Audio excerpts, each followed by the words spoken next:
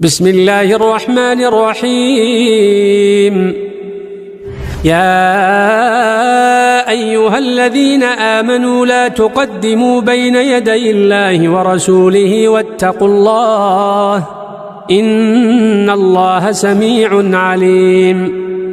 يا أيها الذين آمنوا لا ترفعوا أصواتكم فوق صوت النبي ولا تجهروا له بالقول كجهر بعضكم لبعض أن تحبط أعمالكم وأنتم لا تشعرون.